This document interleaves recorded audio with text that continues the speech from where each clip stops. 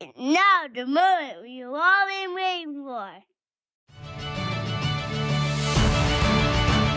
I am Nate Riggle, and you are listening to The Way of the Bonfire. All right, today we're talking about something near and dear to my heart. It's a principle that really covers how it matters how you get there. Or, in other words, people talk a lot about it's not about the destination, it's about the journey. Or you have to enjoy the journey, and then the destination is just sort of an afterthought as long as you're enjoying the journey. But what does that really mean? And a big part for me and for what I've seen in the world and with others around me is the way that you travel is what matters. The way that you treat others on this journey. If you think about a time you've ridden in the car with somebody or on a plane or whatever it is, or you've gone on a long hike, it's tough when people are, being difficult, jumping in front of you in the line, when it's not their turn, or just trying to have it easier at the expense of everyone else, and not really being a great travel buddy. And so what we're talking about today is this idea of, what matters on this journey, as in the way that we interact with others, the way that we interact with ourselves. And I think about this word. A lot of people claim to understand what this word means. It makes me think of that line from Princess Bride. And they say you got to have integrity, or there's no lapses in integrity. And all I can think is, you keep saying that word. I do not think it means what you think it means. So integrity, I'll do another episode on that, but it also matters that you're honest, that you do what you say you're going to do, and that you can count on yourself, and you don't break promises and the things that matter to you as you travel through this life. Things like love and kindness go so much further than just trying to sprint ahead or be the strongest person. I think a big one is self-awareness and humility, realizing that you always have so much you can improve upon. And that's a good thing, because it means the game's not over. And we get to have the joy of progressing as we look inwardly and say, okay, yeah, I'm kind of got a lot of cracks and broken pieces here that I can replace here. And it's going to be cool once I get it fixed and upgrade. Another piece is empathy. Not just feeling bad for others and happy for yourself that you're not in their position, but being there with others in their mind and their heart. And doing what's right, regardless of the consequences. I think those are the big ones for how we should travel, and the ones that have made the journey enjoyable for me. One thing that I want to really cover here is that in this world, it's all about, it's easy to be tricked into thinking it's all about winning. You keep using that word. I do not think it means what you think it means. Because winning at all costs is not winning. It's losing.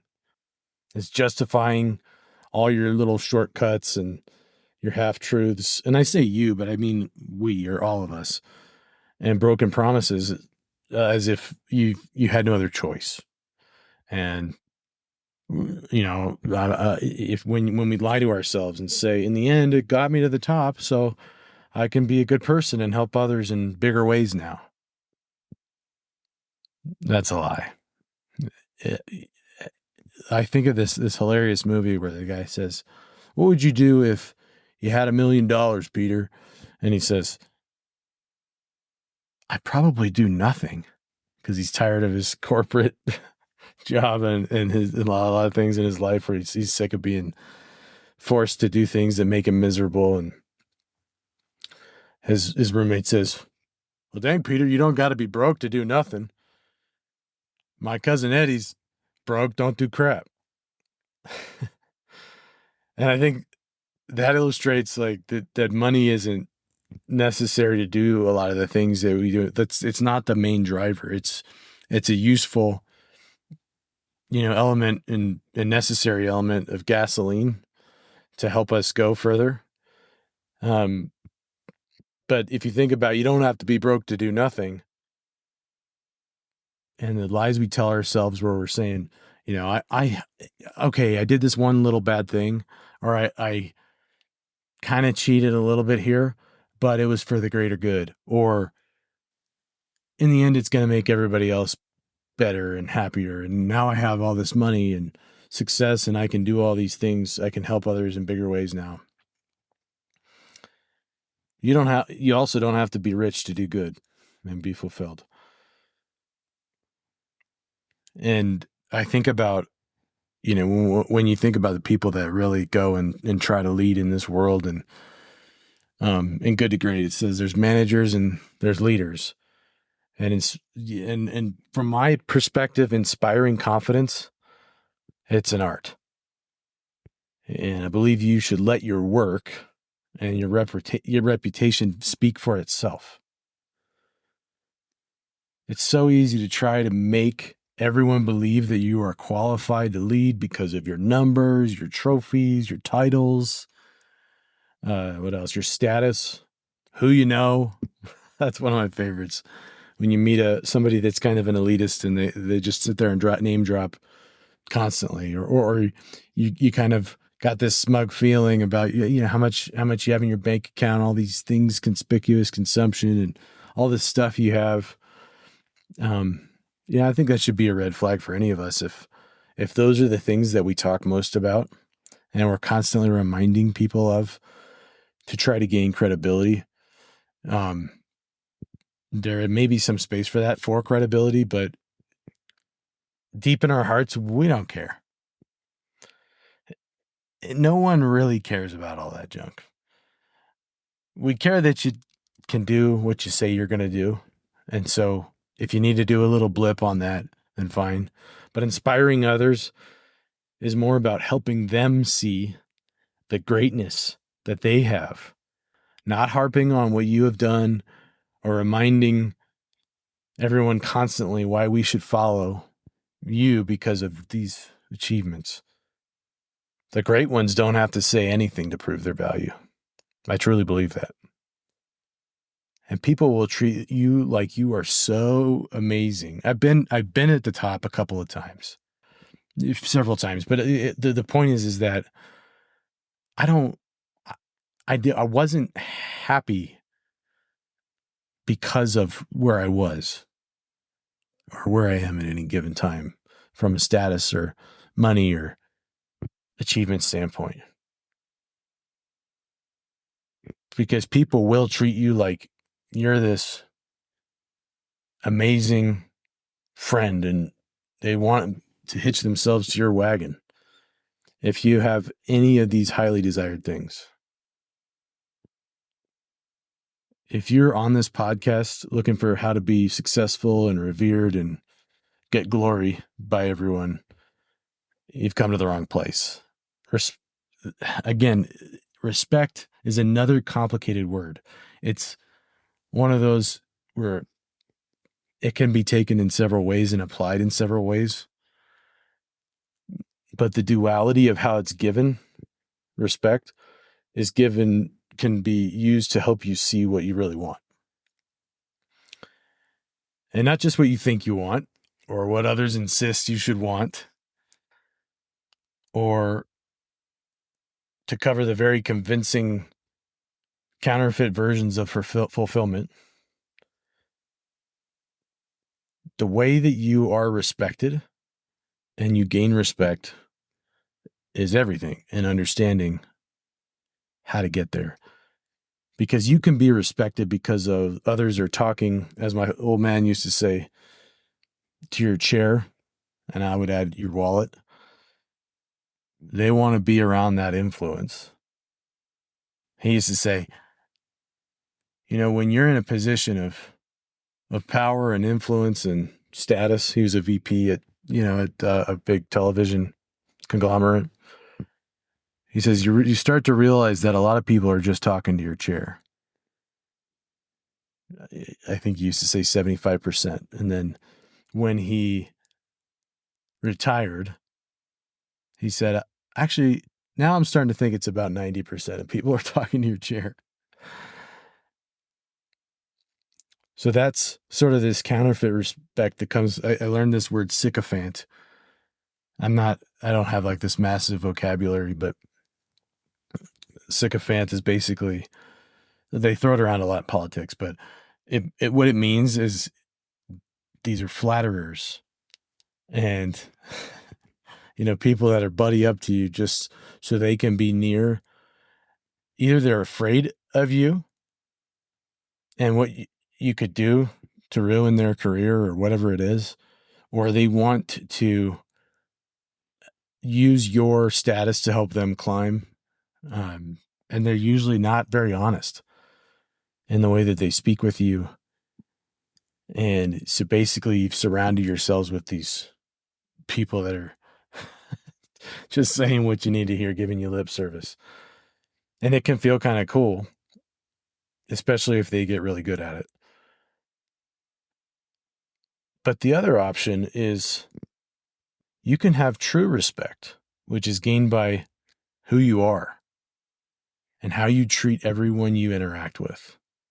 Are you this radiating bonfire that people can come and feel rest and warmth and light in the darkness? And yes, in this life, you may think it's necessary and it's going to be the fact where you're going to have both. And maybe you think to yourself, maybe we think, I do have both. And it's maybe 50-50. And I'm doing pretty good at increasing the other side of, people truly respecting me. But remember my dad's example. He said 75%, and then he realized the truth when he lost his power and standing, more like 90%. So you're in serious danger of getting out of touch if you feel like you got this figured out. Because I think it's an ongoing process. You're either grandstanding and overestimating the value of your accomplishments, or you're overestimating why others are treating you with this admiration. You want these sycophants, or do you want friends and allies and people that feel like family? The truth is, with some people, you just may never know the real reasons of their actions and behaviors in a lot of cases, but you will know how you measured yourself. And your heart will be full if you are happy about the way that you're measuring yourself. And some of the people who truly love you, they'll remind you, whether you're doing good or bad. I'm not a model citizen for either great success as the world sees it or greatness in how I live and love. But that's part of being on the way, you being a student of this. And the one thing that I am very grateful for that God's given me is I'm an obsessive observer. And I've seen this play out over and over again in human nature and in the pattern of the world and different groups of people. And the pattern and consistency, I can say, is undeniable. Part of the reason I started this podcast as I turned 40, my wife did this cool thing where she had all these people in my life that, I feel like are the good ones that truly love me. And she had them send me messages, and she went out of her way to kind of do this thing for my birthday when I turned 40. And she put this cool quote by Carl Jung on there. And I don't remember it exactly. I'm shooting from the hip a little bit today. But the gist of it was, we don't start living until we turn 40, because the first 40 years is just research. And Gary Vaynerchuk, the way he put it is, you haven't failed. You've just learned. You just spend the last 10, 20, 30, 40 years learning what not to do. And I feel like that is one thing that I've done really well in life is I've done research. I've paid attention, and I've looked at I've looked at the way things work, and I've seen people try to pretend like it's different and try to pretend like their little narrative or their story that they're telling is really how this is how the currency in the world. That it's all just hustle and hard work, and the other side of it is kind of an afterthought. Or they say it as a platitude, right? They'll say, "Oh, well, we care about culture, blah blah blah," but then it's not. There's no proof in the pudding. There's no actions that actually show that at the lower levels to the masses. And I've come to believe that there are some through all this research that I've done and observing these things and falling on my face and having success and then falling far from success. The bigger they are, the harder they fall. And going through moments of despair and moments of where I'm just giggling because everything just is going well. Through all that research, I've come to believe that there are some universally applicable truths or principles that we can use to navigate life and have the greatest possible ongoing sense of fulfillment. And these truths, they're hidden in the subtext across all we can see and observe. Whether the person that's explaining this sort of concept is from one of the religions or different societies and geographies, are there people from different classes or races, ethnicities or nationalities? What other divisions do we have? Followers of sciences or specific research disciplines, or whether it's different industries or schools of thought, whether it's Eastern thinking or Western thinking and cultures. These universal truths, and I like to do this. I like to kind of like collect them for you and for myself and bring them in and say, hey, look how close some of this stuff is. There's a common thread that just keeps showing up, and there's a theme here that doesn't ever go away. So you take what you want from it, but I think it's an eternal universal truth, and it applies to everyone. Because it pervades everything. Like it's like a divine hint. If you're willing to look closer and further and wider and have an open mind and keep connecting the dots for long enough, it's pretty obvious. Like I think of the preamble of the Constitution, it's self-evident. I'll give you an example. So it matters how you get there. This is kind of what I'm covering. And that does not mean that there's only one route, but the way of being on the path should be good. Talked about the way of being that we're trying to cover here. And there's sort of this thing that tells you why it should be good and why you only get fulfillment if your way of being on the path is good. There's this, there's the concept of karma in a lot of religions, and the theologians might say I totally butchered this, because they say it's misunderstood. The way it's used on social media is like instant karma, or oh yeah, there's a good case of karma. Like you what goes around comes around, right? You treat somebody bad, you're gonna get bad treated back, and really what karma is, just so that I'm not screwing this up too badly, is it's supposed to be this big cosmic mirror that whatever you emit, that gets reflected back. And so who you are is based on what you do. And in a lot of those religions, they're sort of seeking something like fulfillment called enlightenment and awareness. And, but this principle is in everything. There's seeds of it everywhere. In the Christianity, it comes out as you reap what you sow. And now this has different measurement qualities to it, where, In some places they're saying it's more like Newton's law, right? Third law of motion. Every action has an equal and opposite reaction.